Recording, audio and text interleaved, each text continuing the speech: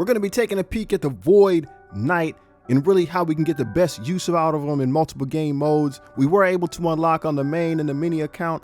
Really curious, if you were not able to unlock, let me know what level you were at, how close you got, so we can pass some of that information on to the player voice. But let's go ahead and look at some of the symbiote tactics you can use to get ahead. So Void Knight is going to, when he spawns in, give himself ability energy. We're going to assume 5. We're not able to test that, but we're going to assume he gives himself 5 ability energy. He gets a good speed bump right at the beginning.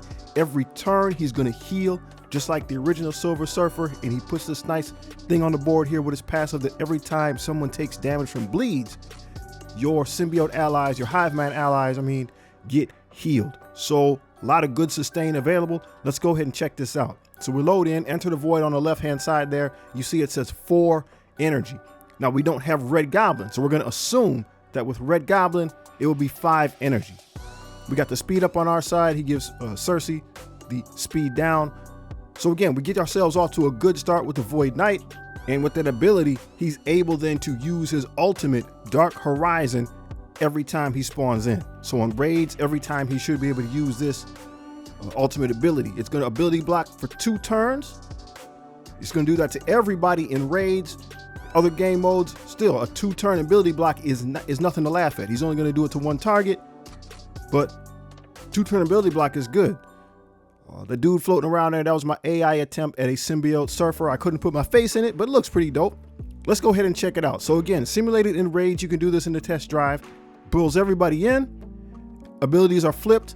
Everybody has ability block. Now, what other uses could this serve? Maybe an alliance war, okay?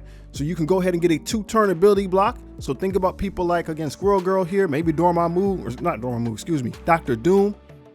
We got our ability block, right? And then we have to remember we have the rest of the symbiotes. We can spread that around still, or with Carnage, right? If we can keep things moving, if we can stay ahead of our opponents, right? Then when you get to Venom's turn, you can once again spread that around, and you can spread that ability block then to the entire team.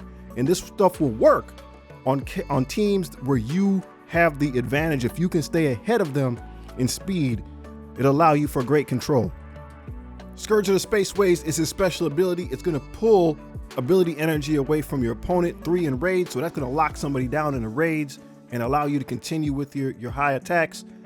In other game modes, it'll just take 1 ability energy. It's going to give defense down as well, but it'll only take 1 ability energy. It still works, right? It stops your opponent from being able to do what they want to do. People are using this to counter Super Skrull, to delay his ultimate by a turn. Again, so think about Doom and other people, just somebody you don't want to take a move. You just need a little more time to set yourself up.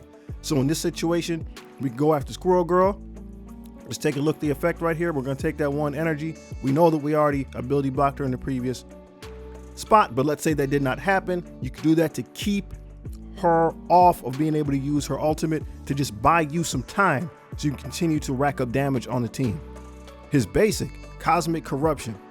So this ability will remove negative effects from you, right? If you don't have any, Red Goblin should take care of that anyway, but if not, this will remove the negative effects from you. If you don't have any negative effects, you're going to flip theirs. In raids, you're always going to flip theirs. So again, we can use this to punch through opponents that are giving us trouble, right? Whenever I see flips like this, I think about using it to punch through opponents that are giving us trouble. So let's say we have, right, Miss Marvel here. She's got the death proofs. So we're not gonna be able to KO her right here, but we can flip the effects so that we can follow up and remove that character, right? So let's say, again, a tank of some sort. Somebody has immunity, right? You have the ability to remove those positive effects so you can come in with a follow-up attack and control that character or eliminate that character, so you can keep racking up the damage, keep making sure you can get the job done. Hive Mind looks amazing, so we could check out this one here on Venom or Gwenom. Really interested to hear, do you have any theory crafting techniques that you've been using? Who do you think they'll be able to counter with the upcoming Rules of Alliance War? Take care of yourself and your family. Peace.